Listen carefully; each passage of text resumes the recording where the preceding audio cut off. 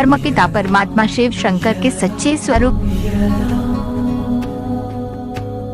शिवलिंग को न जानने के कारण ही समाज में नाना प्रकार के दुख उत्पन्न हुए और उसका निवारण न मिलने से ही दुर्गति हुई है। ईश्वर का परिचय जब स्वयं ईश्वर ही दे सकता है तो उन्हें ही इस सृष्टि में अवतरित होना होगा और अवतरित होकर अपना परिचय देना होगा। यह स्वयं ईश्वर का परिचय ही सच्ची गीता कही जाएगी, इसलिए गीता स्वयं भगवान वाच कही गई है। किंतु विडंबना ये है कि गीता के भावार्थ को जिन टीकाओं द्वारा जाना और माना जा रहा है वह तो सब मनुष्यवाच है।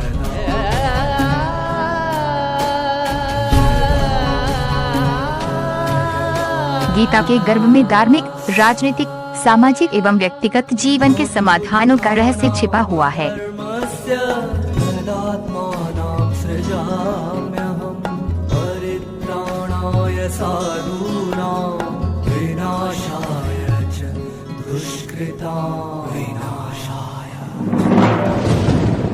धर्म संस्थापनार्थाय संभवामि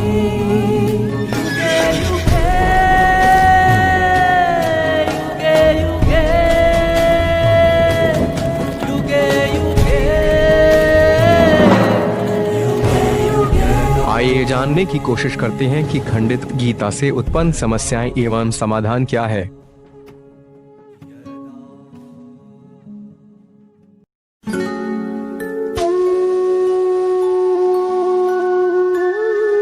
मनुष्य एक सामाजिक प्राणी है, अर्थात प्रत्येक मनुष्य की गतिविधि पूरे समाज को प्रभावित करती है।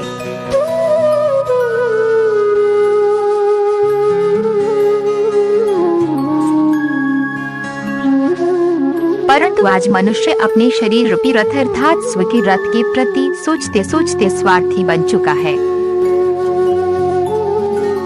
अपने स्वार्थ के कारण ही मनुष्यों ने समाज को इस स्तर पर ला खड़ा किया है कि प्रत्येक मनुष्य आज दुखों एवं रोगों से पीड़ित है।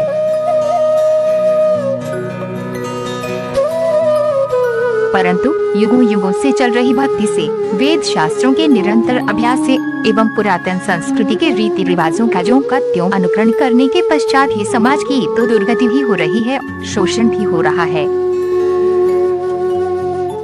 तो इसका कारण क्या? समाज का शोषण मनुष्य की महान भूल का प्रतिफल है और वह भूल है कृष्ण को गीता का भगवान मानना एवं भगवान को सर्वव्यापी मानना। कैसे? आइए जानने की कोशिश करते हैं। कृष्ण को गीता का भगवान मानने से और भगवान को सर्वव्यापी मानने से आज क्या क्या समस्याएं उत्पन्न हुई हैं और उसका समाधान क्या है। पहला भ्रष्टाचार, दूसरा बढ़ती जनसंख्या, तीसरा नारी का अनादर और चौथा आतंकवाद। चलिए इसको विस्तार से जानने की कोशिश करते हैं। पहला भ्रष्टाचार, परमपिता परमात्मा ही आकर हमें आध्यात्मिकता का परिचय कराते हैं, जिससे हमें हमारे स्व अर्थात आत्मा का बोध होता है। इसके पहले हम स्वयं को शरीर ही समझते थे। आत्मा मूल रूप से श्रेष्ठ और अविनाशी होती है और शरीर विनाशी और भ्रष्ट होता जाता है। मन में उत्पन्न हुए संकल्प एवं मतें यदि आत्मा के प्रति हो तो वे श्रेष्ठ कहा जाएगा, शरीर के प्रति हो तो भ्रष्ट कहा जाएगा। इन्हीं मर्तों का अनुकरण एवं आचरण करने से श्रेष्ठाचार तथा भ्रष्टाचार का जन्म होता है। शरीर हेतु उत्पन्न हुई मन की कामनाएं तथा लोभ ही भ्रष्टाचार को जन्म देता है। परंतु भयंकर कटु सत्य यह है कि गीता में कृष्ण का नाम डालने से तथा ईश्वर को सर्वव्यापी करने से भ्रष्टाचार को विस्तारित रूप का प्रोत्साहन मिला। जैसे गीता में काम विकार को महाशत्रु की संज्ञा दी गई है, परंतु दुनिया वाले इस बात को स्वीकार नहीं करते, क्योंकि गीता के तथाकथित रचिता कृष्ण को 8 पटरानियां एवं 108 गोपियां और उनके बच्चे भी शास्त्रों में प्रसिद्ध हैं। खंडित अर्थात कृष्ण की गीता का अनुकरण करने से मनुष्य भ्रष्ट इंद्रियों को नियंत्रित न कर काम विलास के भोग को भोगते रहे। यदि गीता का रचिता शिव शंकर भोलेनाथ को मानते तो संसार का महाशत्रु वाली बात को सहज स्वीकार करता, क्योंकि शंकर तो अमोघ वीर एवं कामदेव को भस्म करने वाले रूप में प्रसिद्ध है। गीता में जन्म मरण के चक्कर में आने वाले कृष्ण का नाम डालने से तथा कृष्ण को भगवान मानने से परमात्मा को भी सर्वव्यापी कर दिया और हर मनुष्य अपने को शिवोहम समझ बैठ गया। परंतु मनुष्य होते तो विकारी ही है ना। पैदाइश भी विकार से ही है और वह अपनी विकारी बुद्धि से उत्पन्न हुई विकारी मत को भी शिव मत मान अनुकरण करने लगा। विकारी एवं भ्रष्ट मत का आचरण करते करते पूरी दुनिया पूरा समाज भ्रष्टाचारी हो गया। दूसरा है बढ़ती जनसंख्या। बढ़ता भ्रष्टाचार अर्थात भ्रष्ट इंद्रियों का आचरण ही बढ़ती जनसंख्या का मूल कारण है। गीता में कृष्ण का नाम डालने से उत्तरोत्तर होते हुए विकारी मनुष्यों ने कृष्ण को ही अपना आदर्श तथा प्रेरणा स्रोत मान लिया। कृष्ण तो शास्त्रों में रासलीला के लिए मशहूर हैं। इससे मनुष्य भी काम वासना की रासलीला में अपना जीवन व्यतीत करने लगा।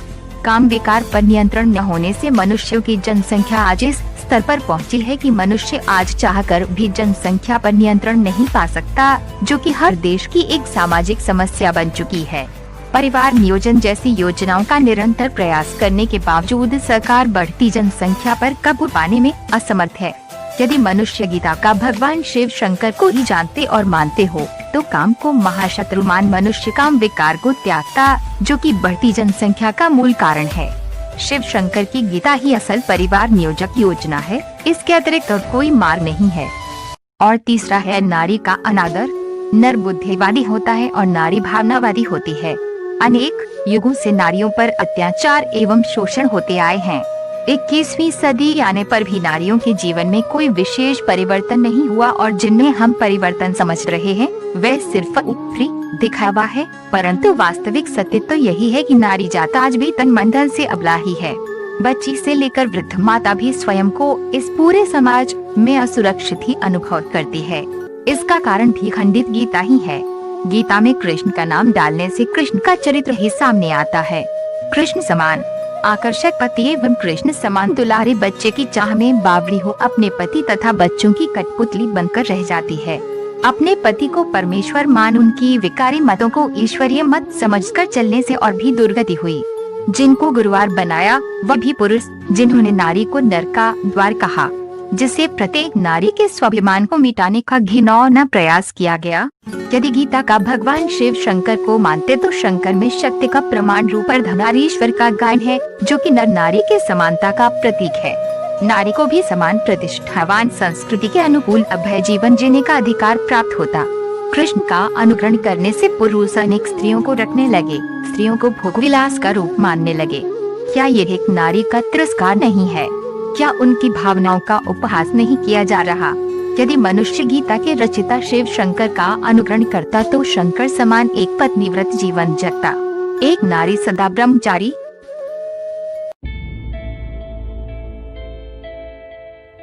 और चौथा है आतंकवाद। आतंकवाद सिर्फ आपसी भेदभाव तथा मनमुटाव का परिणाम नहीं है, परंतु ये भी खंडित गीता से उत्पन्न हुई एक पीड़ा है। गीता में साकार कृष्ण का नाम डालने से निराकार उपासक गीता की अवहेलना करने लगे, उपहास करने लगे। इससे अनेक मतों एवं अनेक धर्मों तथा संस्कृतियों का निर्माण हुआ। अनेक भाषाओं से अनेक प्रांतों एवं अनेक राज्यों का निर्माण हुआ। एकता के शुद्ध एवं पवित्र स्थान को अनेकता रूपी राहों ने ग्रस लिया। एक अखंड संपूर्ण महान भारत विभाजित होकर अनेक टुकड़ों में खंड खंड हो गया और अपने धर्म, प्रांत, राज्य एवं राज्य भाषा को महान जताने की होड़ में मानवता को भूलकर मनुष्य इस तरह का भयानक आतंक मचाने लगा कि दोषी निर्दोषी सभी त्रस्त होने लगे। आज सभी वाद विवादों में सबसे गंभीर एवं विस्फोटक स्वरूप आतंकवाद का है। यदि गीता का भगवान निराकार शिव शंकर को मानते तो अनेकता का जन्म ही नहीं होता, क्योंकि निराकार एवं नग्न शंकर का गायन हर धर्मों में है। हिंदुओं में आदिदेव, जैनियों में आदिनाथ, मुसलमानों में आदम, ईसाइयों में एडम इत्यादि स्वरूपों में। यदि ऐसा होता तो आज सभी धर्म वाले गीता को ही सर्वशास्त्र में शिरोमणि के रूप में अपना धर्म ग्रंथ मानते एवं अनुकरण करते, परंतु खंडित गीता से भारत सहित पूरा विश्वास खंड खंड हो गया। और इसके विपरीत अखंड गीता ही सृष्टि को वसुधैव कुटुंब का स्वरूप दिलाती है। तो आतंकवाद जैसे अभिशाप का अंत भी अखंड गीता से ही सुनिश्चित है। शेष इतना ही नहीं, परंतु इनके उपरांत अनेक समस्याओं की उत्पत्ति खंडित गीता से होती है, जैसे बढ़ती जनसंख्या, गरीबी एवं बेरोजगारी, जिससे चोरी चकारी जैसे अभद्र कर्मों का आगमन होता है। व्यभिचार वृत्ति वेश्यालय का रूप धारण कर प्रत्यक्ष एवं अप्रत्यक्ष रूप से गंदगी तथा बीमारियों को विस्तारित रूप प्रदान करती है। इन सभी सामाजिक समस्याओं का निर्माण इसी कृष्ण की खंडित गीता की एक कज भूल से हुआ है। यदि गीता का भगवान अर्थात गीता के रचयिता शिव शंकर के प्रत्यक्ष प्रवृत्त स्वरूप को समझकर, मानकर, उनके बताए हुए मार्ग पर चलें, तो हम स्वयं के ही नहीं परंतु समस्त मानव जात तथा समस्त विश्व के सद्गति का कारण बन सकते हैं। अन्यथा नीति तो अटल है ही।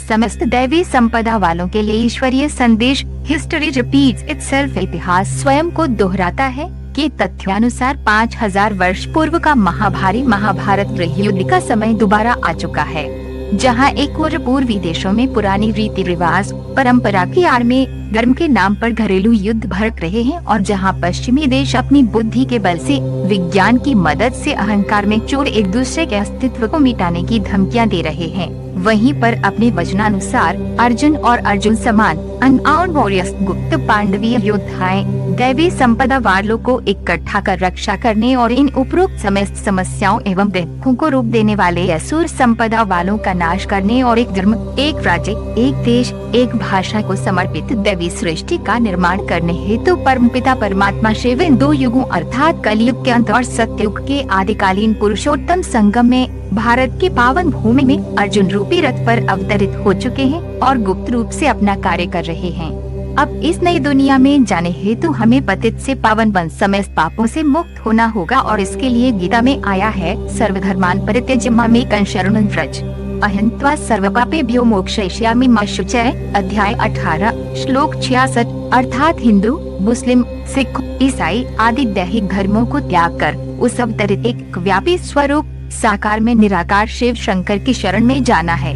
परमपिता परमात्मा शिव शंकर के एक व्यापी स्वरूप द्वारा गीता ज्ञान प्रदान किया जा रहा है। ये वही सच्ची गीता है जो सर्वशास्त्र में कही जाती है।